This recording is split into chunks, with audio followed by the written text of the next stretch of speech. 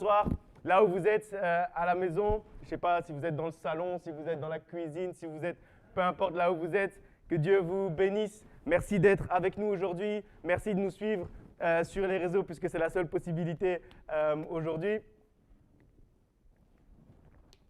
Merci d'être avec nous. Je vous bénis dans le nom de notre Seigneur et Sauveur Jésus-Christ. J'espère que vous avez passé une bonne semaine, que tout s'est bien passé pour vous, que la semaine a été bénéfique, que vous avez pu vaincre la maladie durant cette semaine, que vous avez pu vaincre la pauvreté durant cette semaine, que vous avez pu vaincre les difficultés de la vie de tous les jours, les problèmes conjugaux, je ne sais pas, les problèmes familiaux. J'espère que vraiment ça a été une semaine de victoire, une semaine de joie, une semaine de paix. Comme vous savez, en tout cas, cette semaine pour nous, ça a été une semaine spéciale.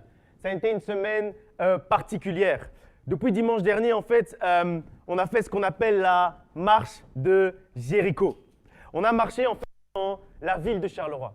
Parce que on était déjà dans la région de Charleroi, donc ici à peut-être maximum 10 km à Fleurus, mais on n'était pas exactement dans cette ville.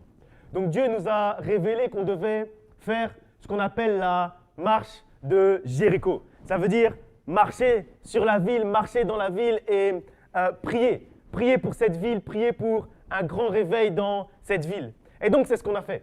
Et donc c'est ce qu'on a fait durant toute cette semaine. Dieu nous a guidés depuis dimanche dernier jusqu'à hier, samedi soir. Et ce matin, on va clôturer ensemble cette marche de Jéricho.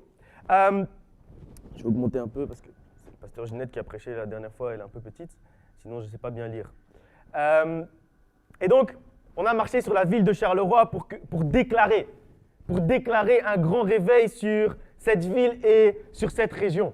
Parce qu'on a la conviction, la raison pour laquelle on a fait ça, c'est parce qu'on a la conviction que Dieu aime cette ville de Charleroi. Il aime également cette région et il aime les habitants de cette ville de Charleroi. Donc, ce qu'il veut, c'est que cette ville et ses habitants connaissent le réveil, connaissent la paix qui vient de Dieu, connaissent la joie qui vient de Dieu. C'est ce que Dieu veut pour cette ville, pour cette région de Charleroi. C'est la raison pour laquelle on a fait cette marche. C'est la raison pour laquelle, depuis dimanche dernier, on se réunit chaque soir sur Zoom, malheureusement parce qu'on ne peut pas se réunir en physique, mais on se réunit pour remettre cette ville entre les mains de notre Dieu. Et aujourd'hui, c'est le moment de la clôture.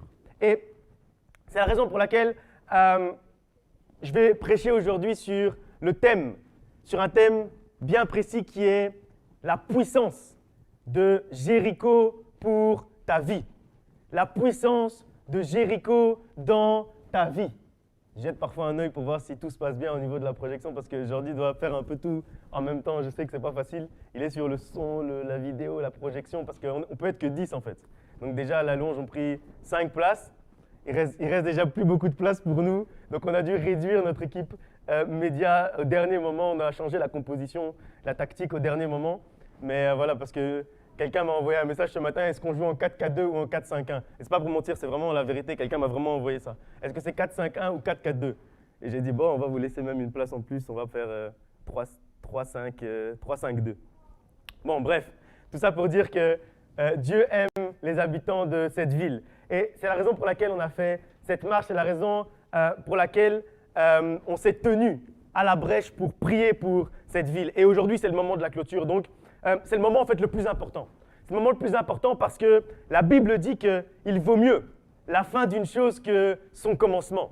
Et comme la Bible nous dit qu'il vaut mieux la fin d'une chose que son commencement, aujourd'hui où on est en train de clôturer cette prière de Jéricho, cette marche de Jéricho, cette semaine de Jéricho, alors c'est aujourd'hui le moment le plus important. Donc c'est important d'être là pour la clôture de cette semaine de Jéricho. C'est important d'être là aujourd'hui pour cette clôture. C'est important que là où vous êtes, devant votre écran, que vous puissiez être là avec nous, que vous puissiez prier avec nous durant cette clôture de la marche, de cette semaine de Jéricho. Et donc on va commencer par prendre le passage qui nous a guidés depuis le début de cette semaine. On le trouve dans Hébreux chapitre 11 au verset 30. Hébreux 11, 30. Hébreux 11, 30. Qu'est-ce que ça nous dit ?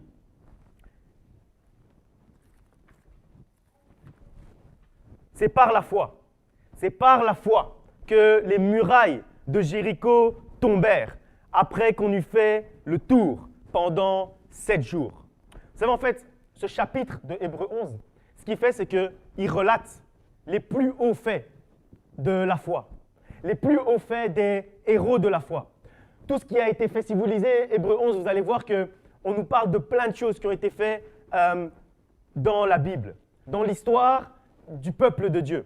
On va nous parler de la manière dont Dieu a ouvert la mer en deux. On va nous parler de plein de miracles que Dieu a fait dans la parole de Dieu. Et ce qu'on nous dit ici, c'est que ces miracles, ils sont arrivés par la foi. C'est par la foi que les murailles de Jéricho sont tombées. C'est avec cette même foi que nous, la Nouvelle Jérusalem, centre de la promesse, on a décidé de prier pour le réveil à Charleroi. C'est avec cette foi que l'on est certain que les murs qui bloquaient, on peut même plus dire qui bloquaient l'avancement du royaume de Dieu dans cette région sont tombés. C'est par la foi qu'on peut dire qu'on a eu la victoire. C'est par la foi qu'on peut dire qu'un grand réveil aujourd'hui est proclamé sur cette région, sur cette ville de Charleroi. C'est avec cette foi qu'on est certain que les chaînes ont été brisées durant cette semaine. C'est avec cette foi qu'on peut dire que les chaînes, même dans notre vie, ont été brisées durant cette semaine. Et vous savez, la prière de Jéricho, c'est une prière de libération en fait. C'est une prière durant laquelle on prie pour la libération d'un peuple. On prie pour la libération d'une ville. C'est une prière de libération. On prie pour qu'une région soit libérée de l'ennemi et puisse entrer dans le royaume de Dieu, dans le royaume des cieux.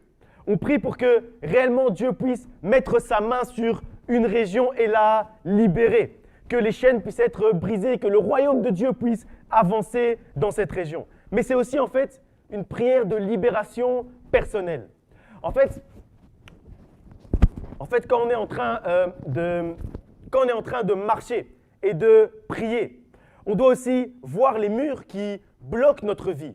On doit les voir par la foi être en train de tomber. On doit aussi voir les chaînes qui nous retiennent encore être brisées. Donc, en ce jour de clôture de la semaine de prière de la marche de Jéricho, c'est le moment pour toi aussi de proclamer la libération. Je ne vais pas témoigner à la place de nos frères et de nos sœurs, mais on m'a déjà rapporté, il est déjà venu à mes oreilles certaines actions de Dieu durant cette semaine. La main de Dieu durant cette semaine n'a pas été trop courte pour certains. J'ai entendu des contrats qui ont été signés. J'ai entendu les bruits des mariages. J'ai entendu l'écho des guérisons. Et parce que cette semaine, ça a été une semaine de libération pour beaucoup. Ça a été une semaine durant laquelle beaucoup d'entre nous ont été libérés de quelque chose qui les bloquait encore. Cette semaine, ça a été une semaine où les chaînes ont été brisées. Et sache que si tu n'as pas encore pu saisir cette délivrance, si tu n'as pas encore vu les murs qui bloquent ta vie être détruits, sache qu'il n'est pas trop tard. Il n'est pas trop tard parce que la Bible dit qu'il vaut mieux la fin d'une chose que son commencement. Alors il n'est pas trop tard. Alors il n'est pas trop tard pour qu'aujourd'hui, les murs qui bloquent ta vie puissent tomber. Il n'est pas trop tard pour qu'aujourd'hui, les chaînes qui bloquent ta vie puissent être brisées. Il n'est pas trop tard parce que la Bible dit qu'il vaut mieux la fin d'une chose que son commencement. Donc aujourd'hui, comme c'est la clôture, aujourd'hui, il est encore temps de faire tomber les murs dans ta vie. Il est encore temps de briser les chaînes. Aujourd'hui, tu peux faire tomber les murs du chômage dans ta vie. Tu peux faire tomber les murs du célibat dans ta vie. Tu peux faire tomber les murs de la désunion familiale dans ta vie. Tu peux faire tomber les murs de la maladie dans ta vie. C'est possible. C'est possible, il n'est pas trop tard et tout ce dont tu as besoin, c'est de la foi, comme nous dit Hébreux 11. C'est par la foi que les murs de Jéricho sont tombés. Donc c'est par la foi que les murs qui bloquent ta vie vont tomber aujourd'hui. C'est par la foi que les murs de la maladie dans ta vie vont tomber aujourd'hui. C'est par la foi que les murs du célibat, du chômage vont tomber dans ta vie aujourd'hui. C'est possible et il n'est pas trop tard. Et la main de Dieu n'est pas trop courte. Dieu est capable d'agir dans ta vie aujourd'hui. Au moment où je suis en train de te parler, Dieu est capable de briser les chaînes. Dieu est capable de faire tomber les murs. En ce dimanche, aujourd'hui, là où tu es, sache que Dieu peut te visiter. Devant ton écran, dans ton salon, comme j'ai dit tout à l'heure, peu importe là où tu es, Dieu peut faire tomber les murs. Il peut briser les chaînes dans ta vie, les chaînes qui te retiennent. Tout ce que tu as à faire, c'est d'avoir la foi, comme on l'a lu dans Hébreux 11, et de t'en remettre complètement à ton Dieu. Parce que c'est par la foi que les murs de Jéricho sont tombés. Pas par autre chose, c'est juste par la foi qu'ils sont tombés. Et c'est également par la foi que les murs qui t'empêchent d'avancer et de croître vont tomber aujourd'hui. Si toi, tu n'en es pas convaincu même pour ta propre vie, sache que moi, j'en suis convaincu pour ta propre vie. Et donc même par la foi que Dieu m'a donnée, je proclame que les murs tombent dans ta vie. Et si toi, tu as la foi, c'est encore mieux. Si toi, tu as la foi, ça va arriver. Comme c'est arrivé dans Josué 6, qu'on va lire tout de suite. On va analyser ensemble ce chapitre de Josué 6, vraiment étape par étape. On va essayer de comprendre la manière dont Dieu a agi pour faire tomber les murs de Jéricho. Parce que c'est également la manière dont Dieu va agir pour faire tomber les murs dans ta vie. Il a agi d'une manière particulière. Et c'est avec cette manière particulière d'agir qu'il va agir également dans ta vie. Parce que c'est également comme ça que Dieu veut agir dans ta vie aujourd'hui. On va commencer. Josué 6, on va juste lire le verset 1 d'abord. Josué 6, 1.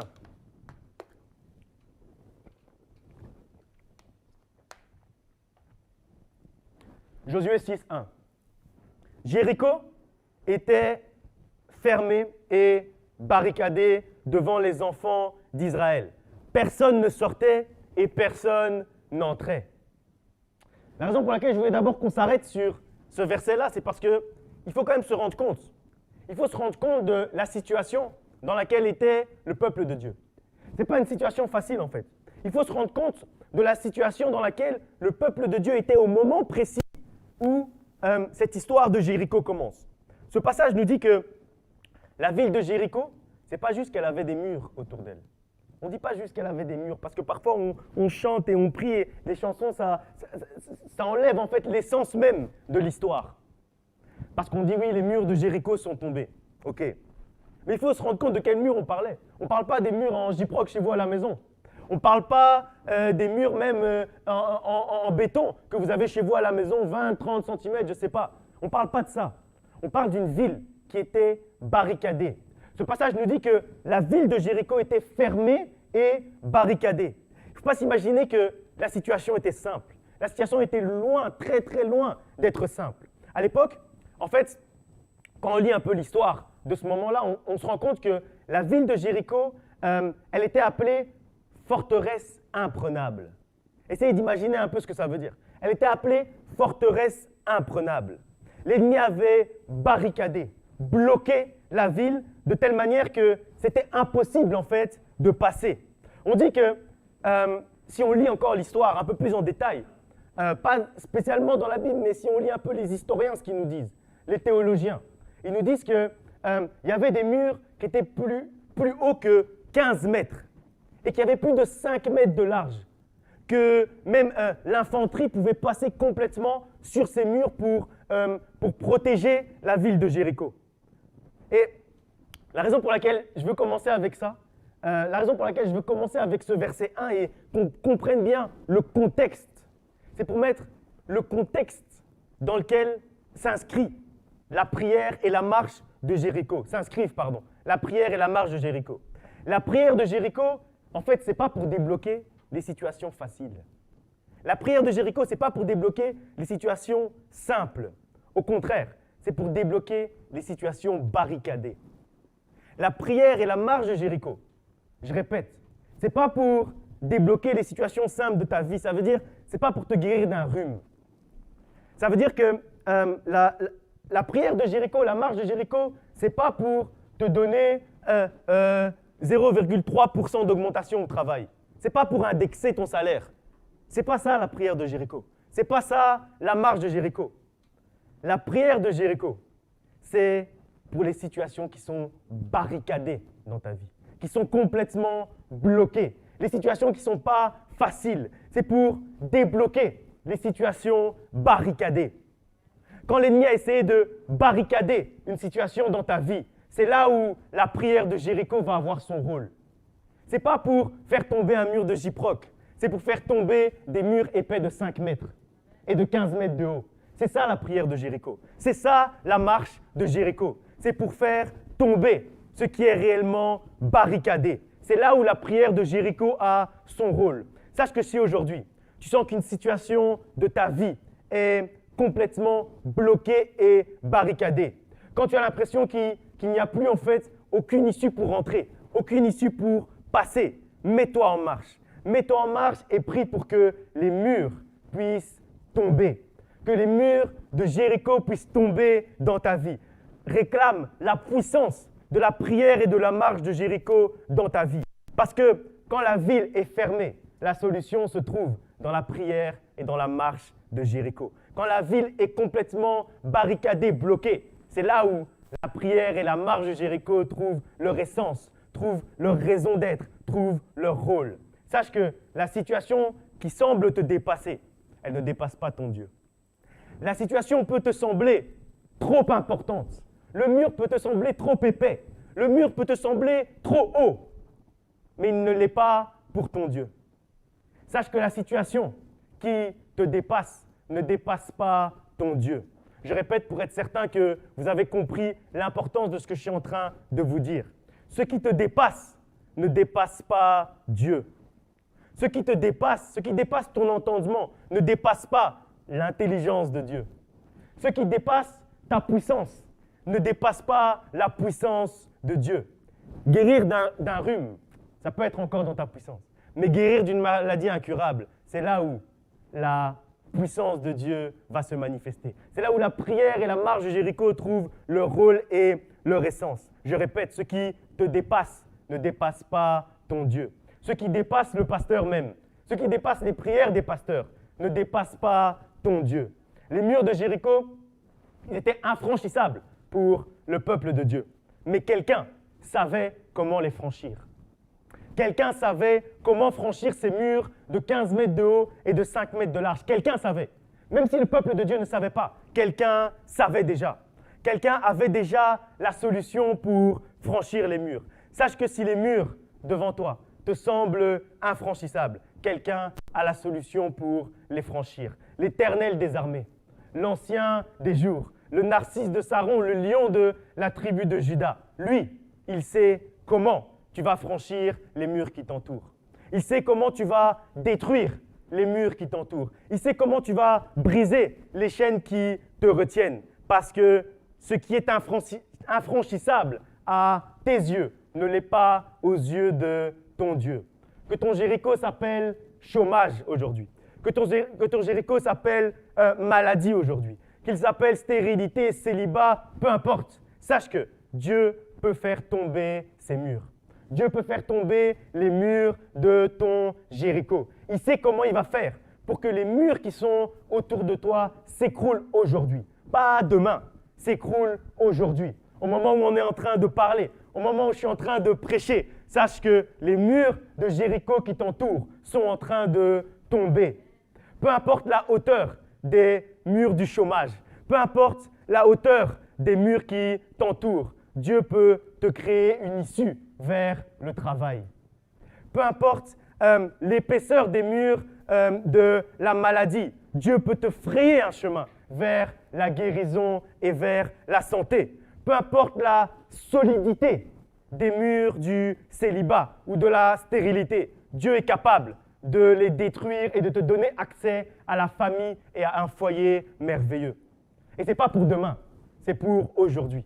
C'est pour aujourd'hui parce qu'aujourd'hui, c'est la clôture de notre prière de Jéricho. On va continuer la lecture au verset 2, juste le verset 2.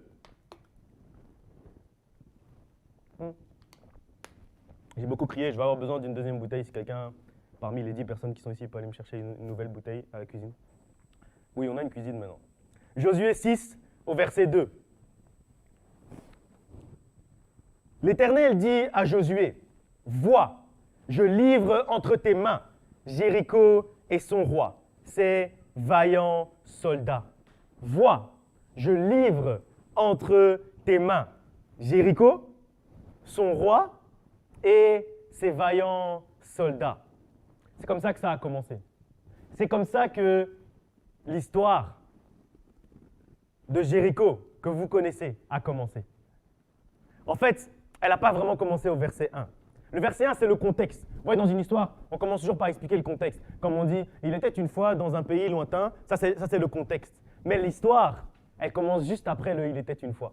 Quand on a posé le contexte, quand on a posé les bases, c'est là où l'histoire commence. Et c'est au verset 2 ici, de Josué 6, que l'histoire de Jéricho commence. C'est là où ton histoire commence aussi. C'est la phrase qui initie la marche de Jéricho, qui initie la prière de Jéricho, c'est Josué 6, 2. La raison pour laquelle le peuple de Dieu a marché et a prié autour de Jéricho, c'est parce qu'un jour, l'Éternel a dit à Josué, « Je livre entre tes mains Jéricho ». Et parce que le peuple de Dieu avait reçu cette promesse, avait reçu cette prophétie concrète. Ils étaient persuadés à ce moment-là que c'était dans la victoire qu'ils étaient en train de marcher. Ils savaient que la victoire leur avait, ils savaient que la victoire leur avait été donnée avant même qu'ils commencent à marcher. Avant même de commencer à prier, ils savaient que Dieu leur avait livré Jéricho entre leurs mains. Rappelons-nous que peu de temps avant, si vous vous rappelez un peu, si vous connaissez un peu le livre de Josué, rappelons-nous que dans Josué 1, Dieu dit à Josué, « Nul ne tiendra devant toi tant que tu vivras. » Dieu dit à Josué, « Nul ne tiendra devant toi tant que tu vivras. » Mais quand on dit à Josué, « nul », vous voyez, c'est un peu vague. C'est un peu, on ne sait pas exactement qui. On n'a pas encore cité le nom de ceux qui ne vont pas tenir devant lui. Ça reste encore un peu théorique, j'ai envie de dire. Ça reste un peu théorique. Donc, quand Dieu lui dit ensuite qu'il lui livre Jéricho, son roi et ses vaillants soldats, là, il concrétise la promesse. Là, à ce moment-là, c'est plus théorique. Là, à ce moment-là, c'est plus nul ne tiendra devant toi. Là, maintenant, c'est clair. Là, maintenant, c'est clair que ceux qui ne tiendront pas devant Josué, c'est Jéricho, c'est le roi et c'est les vaillants soldats. Jéricho, le roi et les vaillants soldats. Là, on les cite de manière concrète. Là, on n'est plus en train de dire « nul ne tiendra devant toi ». Parce que nul, c'est un peu vague, c'est un peu théorique, on ne sait pas exactement de qui on parle. Donc, quand Dieu dit « je livre Jéricho », et il continue, il ne dit pas juste Jéricho, c'était encore un peu trop vague. Il précise encore en disant « je livre aussi le roi de Jéricho ». Et il précise encore « je livre aussi les soldats ». Mais il précise aussi quel type de soldats. Il précise aussi que ce sont les vaillants soldats de Jéricho qu'il est en train de livrer entre les mains de Josué. Donc, sache que la prière de Jéricho, elle amène une concrétisation matérielle de la promesse théorique. La prière et la marche de Jéricho amènent une concrétisation matérielle, pratique de la promesse qui était peut-être avant ça théorique. Sache que la prière de Jéricho amène une concrétisation matérielle de ta promesse théorique. C'est vrai, on t'a dit, tu ne manqueras de rien. Le rien là, c'est un peu théorique. Mais la prière de Jéricho, elle va concrétiser cette promesse en débloquant un travail. La prière de Jéricho, elle va changer le « tu ne manqueras de rien » en « voilà le travail que je te donne ». Je ne sais pas si vous comprenez ce que je suis en train de dire, mais c'est quelque chose d'important. Le rien, c'est théorique. Mais la prière de Jéricho concrétise ce rien en débloquant le travail, en te donnant un contrat, en te donnant une promotion, en te donnant une augmentation. La Bible dit « je te ferai une aide semblable ». Mais là, c'est un peu théorique. L'aide semblable. On dit une aide semblable. Ça veut dire une, c'est indéfini. On appelle ça un pronom indéfini. Une, on ne sait pas exactement laquelle. Mais la promesse de Jéricho, elle va amener ton épouse, ton époux, qui sera cette aide semblable. Parce que la prière de Jéricho amène du concret. La prière de Jéricho, elle va changer une aide semblable en Luc ou Marc ou Jacqueline, ou je ne sais pas le prénom de ta future épouse ou de ton futur époux. Mais la prière de Jéricho va concrétiser l'aide semblable en un nom bien précis, en un prénom bien précis. Parce que la prière de Jéricho, elle matérialise la promesse. Donnez-moi un peu dans les commentaires, j'irai vérifier après, donnez-moi un peu quelques amens virtuels. Donnez-moi un peu quelques amens virtuels pour me montrer que vous avez compris que la prière de Jéricho va amener une concrétisation matérielle de la promesse théorique dans votre vie. Donnez-moi un peu encore quelques amens virtuels pour que je sois sûr que vous avez compris. Aujourd'hui, Dieu a vu ton problème. Aujourd'hui, Dieu a vu ta situation. Il a vu les murs qui se dressent devant toi et il te dit aujourd'hui, au moment où je suis en train de te parler, il te parle de manière concrète et il te dit, vois, je te livre cette situation entre tes mains. Vois, je te livre cette situation entre tes mains. Vois, je livre tes problèmes conjugaux ou familiaux entre tes mains. Vois, je livre tes problèmes amicaux entre tes mains. Vois, je livre tes difficultés financières entre tes mains. C'est ce que Dieu te dit aujourd'hui. Parce que ça, c'est du concret. Là, on parle de quelque chose de concret, de clair. Il est en train de te dire qu'il livre ceux qui sont devant toi entre tes mains. Il livre tes adversaires entre tes mains. C'est ce que Dieu te dit aujourd'hui. Vois, je livre Jéricho entre tes mains. Je livre ton Jéricho entre tes mains. De la même manière dont on est certain qu'il a livré Charleroi entre nos mains. Il te livre aussi ton problème entre tes mains. Et en plus de proclamer la victoire, Dieu va encore plus loin. Il rappelle à Josué que Jéricho a un roi. Il rappelle à Josué que les soldats de ce roi sont vaillants. Comme pour rappeler à Josué que le problème qui est devant lui, il n'est pas petit. Comme pour rappeler à Josué ce que j'ai dit tout à l'heure, c'est-à-dire que on n'est pas en train de parler d'un petit problème. On est en train de parler de quelque chose de grave qui est en train d'arriver à Josué, qui est en train d'arriver à quelqu'un. Et c'est là où la prière et la marche de Jéricho vont trouver leur rôle et leur importance. Ce qu'il est en train de dire, c'est que, comme pour rappeler à Josué que le problème qui est devant lui, il est grand, mais que lui, il est encore plus grand. Que lui, il est capable de le délivrer de ce problème.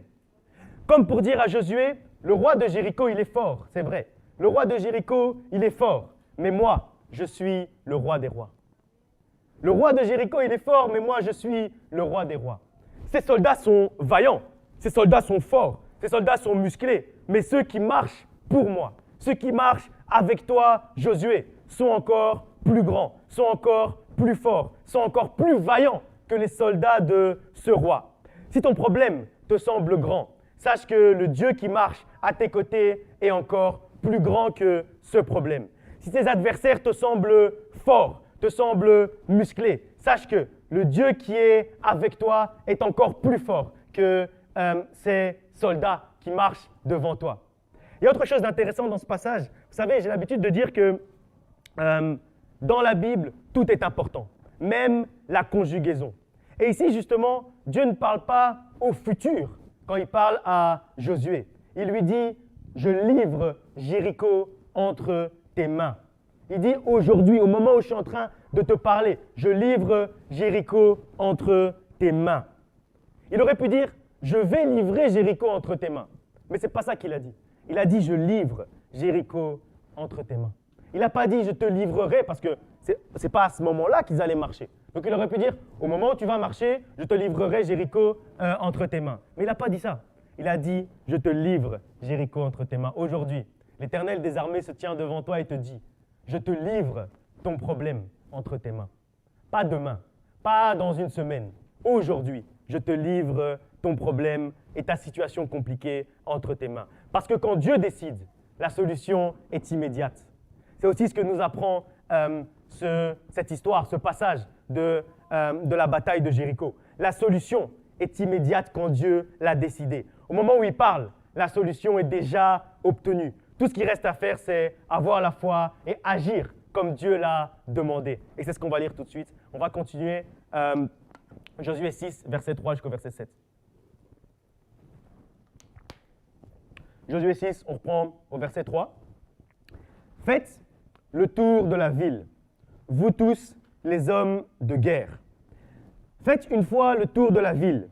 Tu feras ainsi pendant 6 jours. 7 sacrificateurs porteront devant l'arche 7 trompettes retentissantes. Le 7e jour, vous ferez 7 fois le tour de la ville, et les sacrificateurs sonneront des trompettes. Quand ils sonneront de la corne retentissante, quand vous entendrez le son de la trompette, tout le peuple poussera de grands cris. Alors, la muraille de la ville s'écroulera et le peuple montera, chacun devant soi. Josué, fils de Nun, appela les sacrificateurs et leur dit « Portez l'arche de l'alliance et que 7 sacrificateurs portent 7 trompettes retentissantes devant l'arche de l'Éternel. » Et il dit au peuple « Marchez, faites le tour de la ville et que les hommes armés passent devant l'arche de l'Éternel. » Quand je lis ça, le premier réflexe que j'ai, c'est de me dire que la solution que Dieu a prévue, la solution de Dieu, elle peut parfois sembler bizarre. Parce que moi, ça me semble bizarre quand je lis ça. C'est un peuple de guerriers. On sait que précédemment, dans Josué 4 ou 5, je ne sais plus, ils ont déjà été espionnés, la ville. Donc comme ils ont été espionnés la ville et qu'ils sont des guerriers, ils pensent quoi? Ils pensent avoir un plan. Ils pensent avoir un plan pour entrer dans cette ville. Mais Dieu leur dit autre chose. Dieu leur dit, faites le tour de la ville avec des instruments. À ce moment-là, Josué doit sûrement se dire que ça n'a pas de sens, que c'est illogique de procéder comme ça. Eux qui sont des guerriers, c'est illogique de procéder de cette manière. Eux, ce n'est pas des chanteurs, c'est des guerriers. Eux, ce n'est pas des promeneurs, ce n'est pas des marcheurs. C'est des guerriers, ce sont des guerriers. Et donc Josué doit sûrement se dire, mais c'est un peu illogique ce que Dieu me demande de faire. En plus, quand il donne la solution, vous savez, Dieu il a de l'humour. Hein. Quand il donne la solution, il précise bien, faites le tour, vous, hommes de guerre. Ça veut dire qu'il ne les appelle pas à ce moment-là peuple de Dieu. Il ne les appelle pas Israélites, il ne les appelle pas vous qui savez louer. Il dit, faites le tour, vous, hommes de guerre. C'est incroyable. Commencez à marcher avec des instruments et à jouer de la trompette, vous, hommes de guerre. Comme pour un peu accentuer l'incohérence de la solution qu'il est en train de proposer. Comme pour accentuer le fait que oui, c'est illogique. Oui, ce que je vous demande est illogique, mais faites quand même. Oui, ce que je vous demande est illogique, mais la solution, c'est ça. Oui, ce que je vous demande, ça n'a pas de sens à vos yeux, mais c'est ça que je vous demande de faire. Vous, hommes de guerre, faites le tour de la ville. C'est incohérent de demander à des guerriers de marcher avec des instruments. C'est complètement incohérent. Alors qu'ils sont capables de grimper les murs, alors qu'ils sont peut-être capables d'escalader, alors que dans leur formation, on leur a appris à se battre, on leur a appris à se muscler, on leur a appris à se battre avec les gardes qui sont en train de garder les murs de Jéricho. Sûrement eux-mêmes, au moment où Josué après a été leur expliquer ça, ils ne comprennent pas, ils se disent mais pourquoi Dieu nous demande d'agir de cette manière? Pourquoi Dieu nous demande d'agir comme des promeneurs, louangistes, chantres, alors que nous, on est des guerriers? Et il nous dit en plus, marche avec les hommes de guerre. Vous, hommes de guerre, marchez. Je dis, mais ils doivent se dire, mais de quoi il est en train de nous parler, ce Dieu-là? De quoi il est en train de nous parler, celui que nous, on appelle, parce que le peuple de Dieu appelle Dieu l'Éternel des armées. Eux, ils l'appellent l'Éternel des armées, et lui, il considère l'armée comme des chantres, comme des musiciens. Mais eux, ils se disent, mais quand même, quand on prie, quand on dit Dieu d'Abraham, Dieu d'Isaac, Dieu de Jacob, Dieu de Moïse, quand on dit ça, après on dit quand même l'Éternel des armées.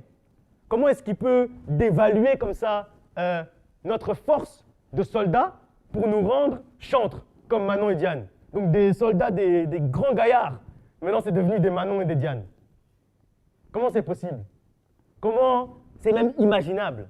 Parce que là où tu te sens fort, Dieu ne pourra pas être fort. C'est au moment où tu te sens faible que Dieu peut être fort. C'est au moment où Dieu transforme un soldat en chantre qui peut réellement se manifester de cette manière. C'est au moment où il va transformer le soldat en chantre qui va pouvoir réellement se manifester. Et même si eux, à ce moment-là, ils doivent se dire, mais on n'est pas des promeneurs, on n'est pas des chantres, nous on est des guerriers, nous on veut la bagarre, nous on veut se battre. Dieu va dire, non, ce n'est pas ça ma solution. Ce n'est pas la solution que j'ai prévue. Pour moi, tu vas seulement marcher. Pour moi, vous allez seulement marcher et en plus, vous vous taisez quand vous marchez. Même les chants de guerre, vous ne faites pas, vous vous taisez. Juste la trompette, juste un peu d'instrument. La solution que Dieu propose au peuple hébreu, elle n'est pas logique. Pourtant, c'est la solution qui vient de Dieu. Et c'est parce que justement, il est Dieu que cette solution est illogique aux yeux des hommes. Parce que son intelligence dépasse de loin la nôtre. Et il ne faut pas essayer de sonder l'intelligence de Dieu. C'est bizarre, c'est illogique, c'est incohérent de demander à des guerriers de faire le tour d'une ville au son des instruments. La logique humaine aurait amené le peuple à escalader ou à casser les murs. Mais Dieu leur a dit, tournez en louant. Ça semble fou, ça semble insensé, ça semble illogique, mais c'est comme ça que notre Dieu agit. Il agit dans la folie parfois, il agit dans l'illogique. C'est comme ça que notre Dieu agit, parce que la Bible dit que sa folie dépasse la sagesse des hommes. Là où toi tu peux avoir l'impression que c'est fou, sache que aux yeux de Dieu c'est plus grand que ta propre sagesse, que ta propre intelligence. Donc même si la solution que Dieu te propose semble illogique, fais ce qu'il t'ordonne exactement et avec précision comme le peuple de Dieu l'a fait. Parce que dans son incohérence se trouve ton miracle. Dans l'incohérence de Dieu se trouve ton miracle. Ce que je suis en train de te dire, c'est que le miracle de Dieu se trouve parfois dans des solutions illogiques. Comme le fait de tourner autour d'une ville en louant au lieu d'essayer de casser les murs pour entrer dans cette ville ou d'escalader cette ville. C'est illogique, mais c'est la solution de Dieu. Notre Dieu, c'est celui qui agit avec des solutions illogiques. Notre Dieu, c'est celui qui est capable de sauver tout un peuple avec le lance-pierre d'un jeune berger. C'est comme ça qu'il est, notre Dieu. Oui, c'est illogique. Oui, c'est illogique de ne pas envoyer les hommes forts de Saül qui étaient là devant Goliath, qui étaient prêts à l'attaquer. Oui, c'est illogique de ne pas les envoyer eux et d'aller chercher un petit qui n'est même pas enrôlé dans l'armée. Un petit qui sait même pas, ok, il sait se battre parce qu'il s'est battu avec des lions et avec des ours, mais ce n'est pas vraiment un soldat. C'est illogique de l'envoyer lui. En plus, quand son père Isaïe l'envoie, il l'envoie pour amener de la nourriture en fait. Et il lui dit, ramène-moi des nouvelles correctes ou quelque chose comme ça. Je n'ai pas le verset devant moi, ce n'est pas important. Mais il dit à son fils, va un peu sur le front et donne-leur à manger et ramène-moi des nouvelles. Et quand il arrive là-bas, en fait, il se rend compte que c'est lui la solution. C'est illogique. C'est illogique que le jeune berger soit la solution. Il n'est même pas enrôlé dans l'armée. Personne ne le connaît là-bas, il n'a même pas d'armure. C'est illogique de délivrer tout un peuple avec le lance-pierre d'un berger. Mais c'est comme ça que notre Dieu agit. Notre Dieu, c'est celui qui est capable d'ouvrir les yeux d'un aveugle avec de la salive et de la boue. Oui, c'est illogique, mais c'est comme ça que notre Dieu travaille. Notre Dieu, c'est celui qui peut mettre de la force dans un gars chevelu et avec une morale un peu bizarre et lui faire gagner une bataille face à des centaines et des centaines de guerriers avec un crâne d'âne. Oui, notre Dieu, c'est celui-là.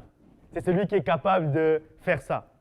Des solutions bizarres, des solutions étranges, des solutions incohérentes, des solutions illogiques. Je prie pour que Dieu te révèle une solution illogique en ce matin. Donnez-moi encore quelques amens, parce qu'ils ont dit des amens ici, mais je n'ai pas vu beaucoup d'amens dans les commentaires. Donnez-moi encore un peu quelques amens virtuels si vous saisissez, au moment où je suis en train de parler, si vous saisissez cette solution illogique pour votre vie. Si vous saisissez cette solution incohérente pour votre vie. Cette solution qui n'a pas de sens aux yeux des hommes. Si vous êtes en train de la saisir, donnez-moi un peu quelques amens virtuels. Parce que, vous savez, quand Dieu révèle une solution illogique, c'est quelque chose de merveilleux. c'est quelque chose d'incroyable quand ça nous arrive. Moi, ça m'est arrivé, c'est quelque chose d'incroyable. Je me rappellerai toujours, je vais vous donner un petit témoignage, le seul examen qui s'est vraiment mal passé pour moi. J'étais en quatrième, ceux qui sont à l'église depuis longtemps, j'ai déjà raconté ce témoignage. J'étais en quatrième à l'université et j'avais un examen oral de mécanique des fluides. On me pose donc une question, c'était sur, je vais essayer de me rappeler plus ou moins la question, c'était sur l'écoulement turbulent des liquides visqueux dans une tuyauterie en fonction de la viscosité du liquide et du diamètre de la tuyauterie. Personne n'a compris, c'est pas grave, ce jour-là non plus, moi aussi, j'avais rien compris. Bref, c'est un truc compliqué d'ingénieur. Et je ne sais pas répondre. Honnêtement, c'est la première fois de ma vie, je suis en quatrième à l'UNIF, c'est la première fois de ma vie où je me dis, mais de quoi ce type-là est en train de me parler? Il me pose une question, je n'ai aucune idée de quoi il est en train de me parler. Première fois, et d'ailleurs seule fois de ma vie que je me dis, au moment où il pose la question, je me dis catastrophe. Je ne saurais pas répondre. Il m'a posé la question, j'ai le petit, c'est avec des petites fiches comme ça, il me donne la fiche, je regarde la fiche, c'est terminé aujourd'hui, c'est fini. Et je ne sais pas répondre et c'est la première fois aussi et la seule fois de ma vie que je dois repasser un examen en septembre. Et honnêtement, j'étais fâché. Hein. J'étais fâché parce que ça faisait 19 ans. 19 ans que je suis à l'école, depuis la maternelle. Jamais aucun échec.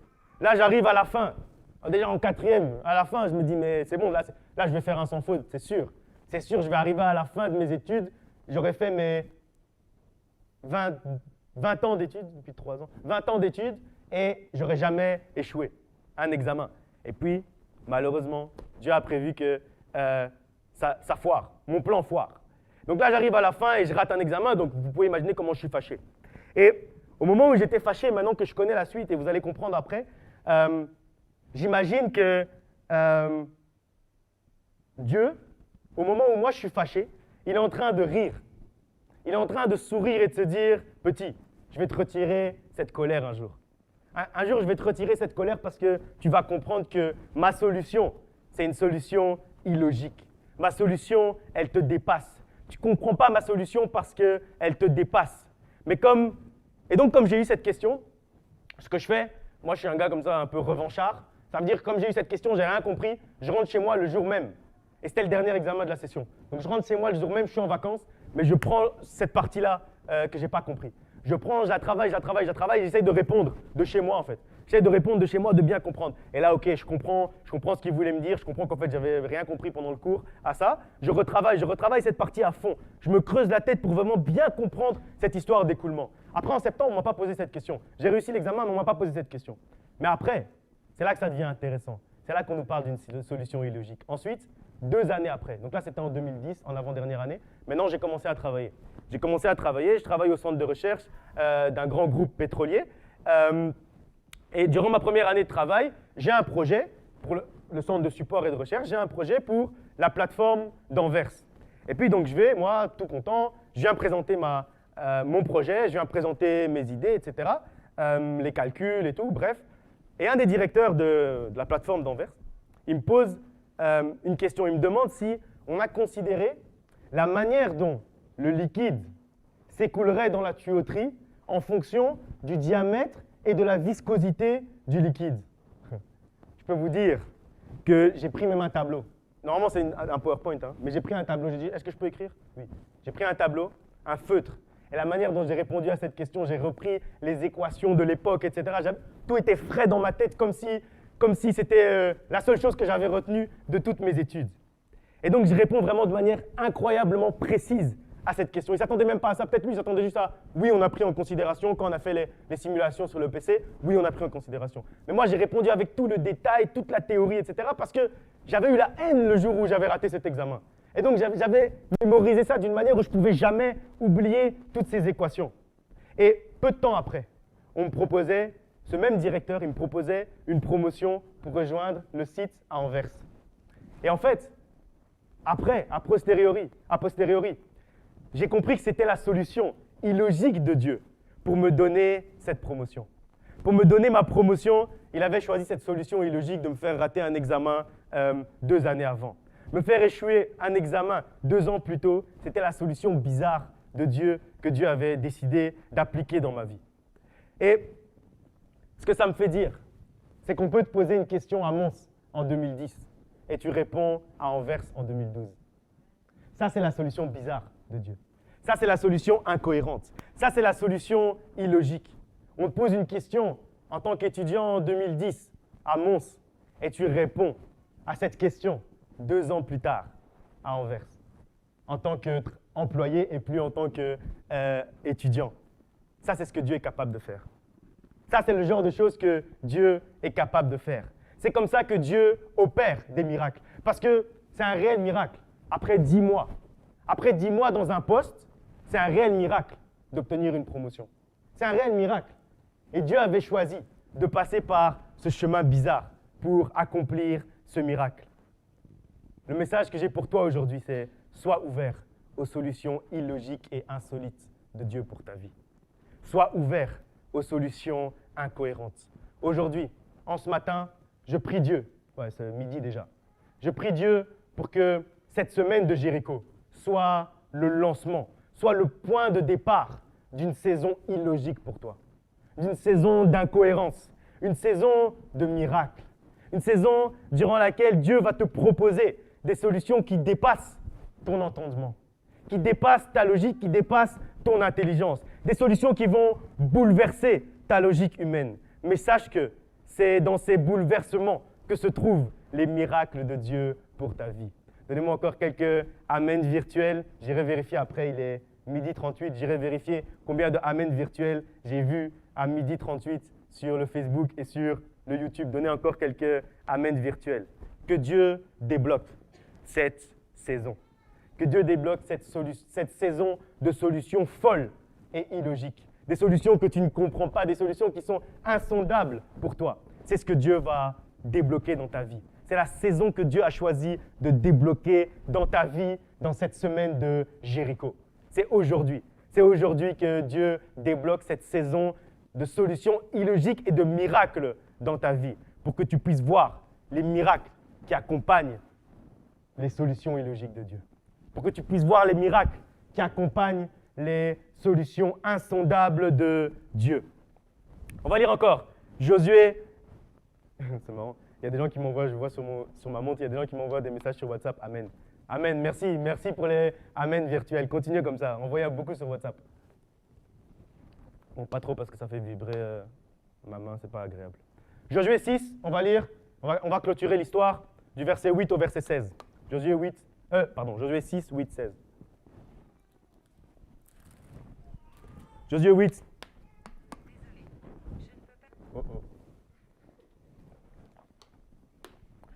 Lorsque Josué eut parlé au peuple, les 7 sacrificateurs qui portaient devant l'Éternel les 7 trompettes retentissantes se mirent en marche et sonnèrent des trompettes. L'arche de l'alliance de l'Éternel allait derrière eux. Les hommes armés marchaient devant les sacrificateurs qui sonnaient des trompettes et l'arrière-garde suivait l'arche. Pendant la marche, on sonnait des trompettes. Josué avait donné cet ordre au peuple. Vous ne crierez point. Vous ne ferez point entendre votre voix. Et il ne sortira pas un mot de votre bouche jusqu'au jour où je vous dirai, poussez des cris de joie. Alors vous pousserez des cris. L'arche de l'Éternel fit le tour de la ville. Elle fit une fois le tour. Puis on rentra dans le camp et on y passa la nuit. Josué se leva de bon matin et les sacrificateurs portèrent une nouvelle fois l'arche de l'Éternel. Les 7 sacrificateurs qui portaient les 7 trompettes retentissantes devant l'arche de l'Éternel se mirent en marche et sonnèrent des trompettes.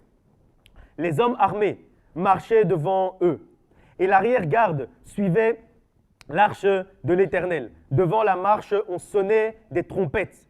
Ils firent une fois le tour de la ville le second jour. Puis ils retournèrent dans le camp. Ils firent de même pendant 6 jours. Le 7e jour, ils se levèrent de bon matin, dès l'aurore. Et ils firent de la même manière 7 fois le tour de la ville. Ce fut le seul jour où ils firent 7 fois le tour de la ville. À la 7e fois, comme les sacrificateurs sonnaient des trompettes, Josué dit au peuple, poussez des cris, car l'Éternel vous a livré la ville.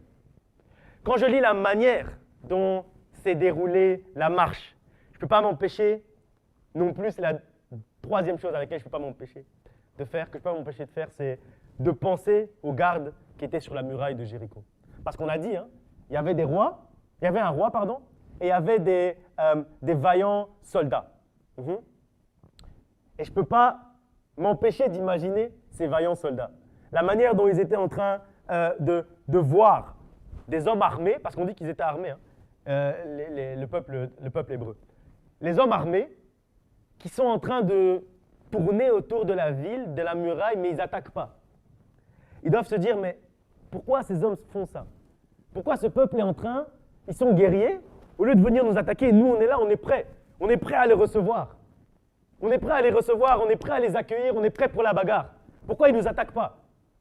Ils attendaient la bagarre, ils attendaient l'attaque. Ils attendaient que quelque chose se passe. Ils attendaient que les guerriers du peuple de Dieu puissent se lever et monter, et comme ça, ils allaient se battre avec eux. Mais eux, ils voient des hommes bizarres en train de tourner avec des instruments et de louer Dieu. Ils doivent se demander ce qu'ils sont en train de faire. Et là, on commence à comprendre les raisons des solutions illogiques dont on parlait tout à l'heure. On commence à comprendre les raisons. La raison pour laquelle Dieu opère avec des solutions illogiques, c'est pour que ton problème, c'est pour que ton adversaire, c'est pour que ton ennemi ne comprenne pas ce qui est en train de lui arriver. Ça veut dire que, en fait, quand ils sont en train de tourner autour de la ville et des murs, les murs sont en train de se fissurer. Les murs sont en train de tomber. Mais les soldats, les vaillants soldats forts, ils ne se rendent même pas compte qu'ils sont en train d'aller vers leur perte. Alors que ton problème est en train d'être détruit. Alors que ton problème est en train de tomber. Alors que la solution est en train de vaincre ton problème ne s'en rend même pas compte. Ton problème n'est même pas en train de se rendre compte que la solution est en train de le chasser. Tes adversaires, tes ennemis ne sont même pas en train de se rendre compte, mais Dieu est déjà en train de les vaincre. De la même manière où les gardes qui étaient sur la muraille, ils ne se rendaient pas compte de ce qui était en train de se passer. De la même manière, ton problème ne se rend pas compte que Dieu s'est déjà levé. Ton problème ne se rend pas compte que Dieu t'a déjà donné la victoire. Ton problème ne se rend pas compte que Dieu l'a déjà livré entre tes mains. Ton problème ne se rend pas compte. Et c'est pour ça que ce passage, il termine. Et là encore, on aime bien la conjugaison dans la Bible. Il termine en disant « Criez, parce que Dieu nous a livré Jéricho entre nos mains. » Ça veut dire au moment où tu es en train de louer Dieu, en fait. Au moment où tu élèves ta voix pour chanter des cantiques, des louanges, de l'adoration. Là, on parle au passé. Parce que Dieu t'a déjà livré. Parce que le problème est déjà plus là. Parce que la situation difficile a déjà été résolue. Et donc, Dieu te dit, je t'ai livré Jéricho. Maintenant, pousse des cris de joie. Là, il parle au passé. Parce que le problème est déjà fini. Le problème ne s'est même pas encore parce qu'au moment, en fait, où il commence à louer, au moment où il commence à louer avec des cris de joie, les murs en fait, sont encore là. Hein. En fait, les murs de Jéricho, les murailles, elles sont toujours là, debout. Mais, à ce moment-là, Dieu leur dit, je vous ai livré Jéricho. Et donc, par la foi, ils chantent. Et au moment où ils sont en train de chanter, c'est là où ça tombe. Ça veut dire que ton problème, il est peut-être encore là. Tu le vois peut-être encore avec tes yeux. Mais Dieu a déjà dit, je t'ai livré ce problème entre tes mains. Et là, il parle au passé. Et il dit, je t'ai livré Jéricho entre tes mains. Je t'ai livré ton problème entre tes mains. Même si toi, tu le vois encore, commence déjà à pousser des cris de joie. Commence déjà à pousser des cris de joie parce que Dieu t'a livré ce problème entre tes mains. Même si tu le vois encore. Et la foi du peuple de Dieu. Et la foi de ceux qui ont marché autour de Jéricho. Ils voyaient encore les murailles de 15 mètres et 5 mètres de large. Ils les voyaient encore. Et certainement quand ils poussent des cris de joie en disant « Merci Seigneur parce que tu as fait tomber les murs de Jéricho ». Les gardes, ils sont en haut, ils sont en train de dire « Mais ces gens sont fous ».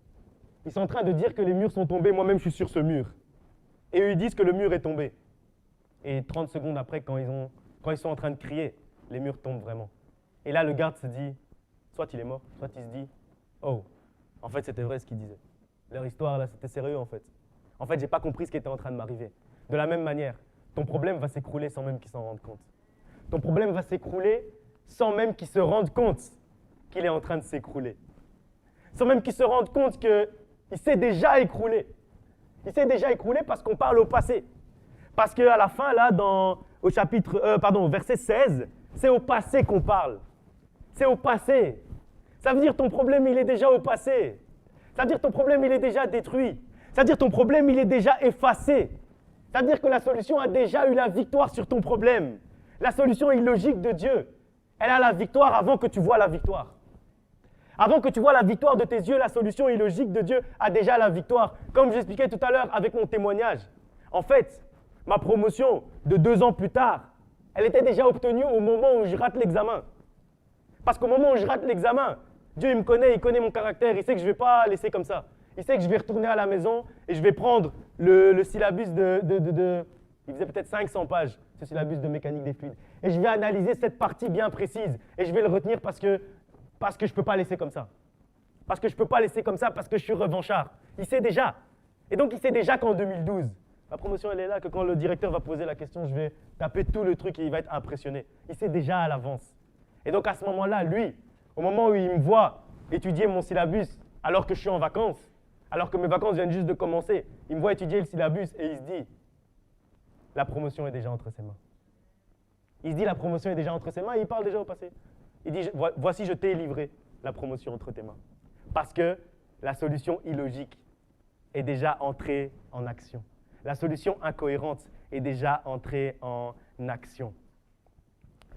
Même si ton problème ne comprend pas la solution illogique de Dieu, cette solution est en train de le détruire.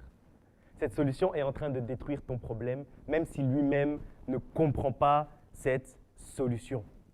Les murs de ton problème sont déjà fissurés, mais les gardes de ton problème ne le savent même pas. Ils te regardent de haut, parce que c'est bien aussi de se dire, c'est intéressant de se dire aussi qu'ils étaient en haut. Donc ils les regardent de haut. Vous savez ce que ça veut dire? Ce proverbe, cette expression, regarder quelqu'un de haut, ça veut dire on les prend comme rien du tout. Peut-être qu'aujourd'hui ton problème est en train de te regarder de haut, mais il ne sait pas que ces murs sont déjà fissurés. Même s'il te regarde de haut, les murs sont déjà fissurés. Les murs de ton problème sont déjà fissurés, même si les gardes de ton problème te regardent de haut. Ils te regardent de haut, ils te prennent peut-être pour un fou. Peut-être que tes adversaires aujourd'hui, tes ennemis, ceux qui en veulent à ton avancement, à ta croissance, peut-être qu'ils sont en train de te regarder de haut. Mais Dieu les a déjà vaincus. Même si ils te regardent de haut. Même s'ils te regardent d'en haut et ne comprennent pas et te prennent pour un fou, c'est pas grave. Accepte qu'on te prenne pour un fou parce que tu crois en la solution illogique de Dieu. Accepte qu'on te prenne pour un fou parce que tu crois en l'incohérence de cette solution. Quand Dieu ose parler, comme il a dit, voici je te livre, Jéricho. Quand Dieu ose parler, toi ose avoir la foi. Quand Dieu ose parler, ose croire. Quand Dieu a osé dire que Jéricho avait été donné au peuple de Dieu, le peuple de Dieu, il a dû oser croire. Quand Dieu ose parler, toi ose croire, parce que ton miracle est au bout. Parce que ton miracle est au bout de cette solution folle. Ton miracle est au bout de la folie de Dieu qui est au-dessus de la sagesse des hommes. Vous pouvez vous remettre au piano. Pour conclure, si tu dois retenir quelque chose aujourd'hui de cette prédication, c'est, il faut enlever aussi les muets sur les différents micros. Si tu dois retenir quelque chose de cette prédication, c'est que le problème qui te dépasse ne dépasse pas ton Dieu. C'est la première chose qu'on a dit. Le problème qui semble te dépasser ne dépasse pas ton Dieu. La deuxième chose à retenir, accepte la solution illogique de Dieu. Parce que dans cette solution incohérente, c'est là où se trouve ton miracle. La troisième chose, sache que ton problème, tes ennemis, tes adversaires ne sont pas capables de comprendre la solution illogique que Dieu est en train de mettre en place. Ils sont pas capables de comprendre, mais pourtant ils sont déjà vaincus. Ton problème n'est pas capable de comprendre la solution illogique de Dieu, mais ton problème est déjà vaincu. Alors, en ce matin, je prie, je proclame une solution illogique dans ta vie. Proclame une solution que l'ennemi n'est pas capable de sonder. Une solution que l'adversaire n'est pas capable de sonder. C'est l'heure. C'est l'heure, c'est la saison des solutions illogiques de Dieu. C'est la saison des solutions qui amènent des miracles. C'est ce que Dieu est en train de faire.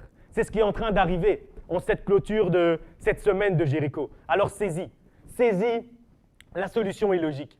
Saisis la solution incohérente. Saisis cette solution et marche avec foi. Et marche comme le peuple de Dieu à Jéricho. Et expérimente la puissance de Jéricho dans ta vie. Marche avec cette foi et expérimente la manière dont Dieu agit dans des solutions incohérentes. Et tu verras le miracle que tu es en train d'attendre. Le miracle que tu es en train d'attendre, il se trouve dans une solution illogique. Levons-nous, là où vous êtes, levez-vous et prions ensemble que Dieu puisse réellement débloquer ces solutions illogiques dans vos vies. Que Dieu vous bénisse, prions ensemble.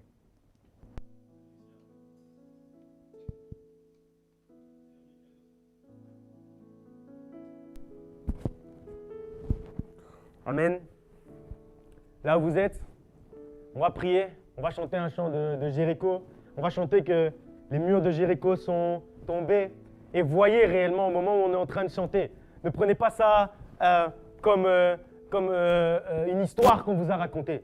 Prenez ça comme quelque chose de sérieux. Prenez ça comme réellement les murs qui entourent vos vies qui sont en train de tomber. Voyez réellement la victoire. Voyez réellement une grande victoire pendant qu'on va être en train de prier et que la louange va être en train de chanter. Vous voyez les murs tomber.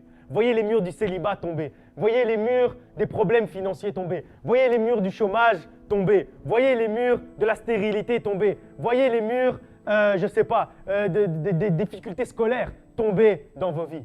Voyez-les réellement tomber parce que c'est par la foi que ces murs sont tombés et c'est par la foi que ces murs tombent également aujourd'hui. Père éternel, Dieu de gloire, je m'approche devant ton trône aujourd'hui avec ton assemblée. Je m'approche devant ton trône aujourd'hui avec ton peuple. Je m'approche devant ton trône aujourd'hui avec tes enfants, avec tes fils, avec tes filles. Seigneur, que tu puisses réellement aujourd'hui débloquer des solutions incohérentes. Qu'aujourd'hui, dans nos vies, tu puisses débloquer des solutions illogiques, des solutions qui nous dépassent, des solutions que nous ne comprenons pas. Que toi, Seigneur, aujourd'hui, tu puisses débloquer ces solutions dans nos vies. Que nous puissions voir des solutions qui dépassent notre entendement et notre intelligence. Qu'aujourd'hui, au moment où nous sommes en train de prier, que les murs tombent dans nos vies. Que les murs du célibat tombent dans la vie de quelqu'un aujourd'hui. Que les murs du chômage tombent dans la vie de quelqu'un aujourd'hui. Que les murs des difficultés financières tombent dans la vie de quelqu'un aujourd'hui. Que les murs de la désunion tombent dans la vie de quelqu'un aujourd'hui. Que ces murs soient brisés, que ces chaînes soient brisées. Aujourd'hui, au moment où on est en train de prier, au moment où on est en train d'élever nos voix, que aujourd'hui, Seigneur, que ces murs tombent, que ces murs ne puissent pas résister à nos prières, car il est écrit que tu nous as livré Jéricho entre nos mains, que tous nos Jérichos puissent tomber aujourd'hui, que les Jérichos de mes frères et de mes sœurs puissent tomber aujourd'hui, que les Jérichos qui nous retiennent encore puissent tomber, que rien ni personne ne puisse tenir, qu'aucun Jéricho ne puisse tomber aujourd'hui, ne puisse tenir aujourd'hui, mais que tous ces murs puissent tomber, que ces murailles puissent tomber au nom de Jésus-Christ. De tomber dans ma vie, oh oui, j'ordonne à chaque mur, j'ordonne à chaque mur qu'il me libère. Oh oui, moi j'ordonne à chaque mur de tomber. Ce matin, j'ordonne à chaque mur de tomber. Dans ma vie, dans ma famille, j'ordonne à chaque mur. J'ordonne à chaque mur qu'il me libère. Oh, ce matin, moi j'ordonne à chaque mur de tomber. Oh oui, moi j'ordonne à chaque mur de tomber. Dans ma vie, oh, moi j'ordonne à chaque mur. J'ordonne à chaque mur qu'il me libère.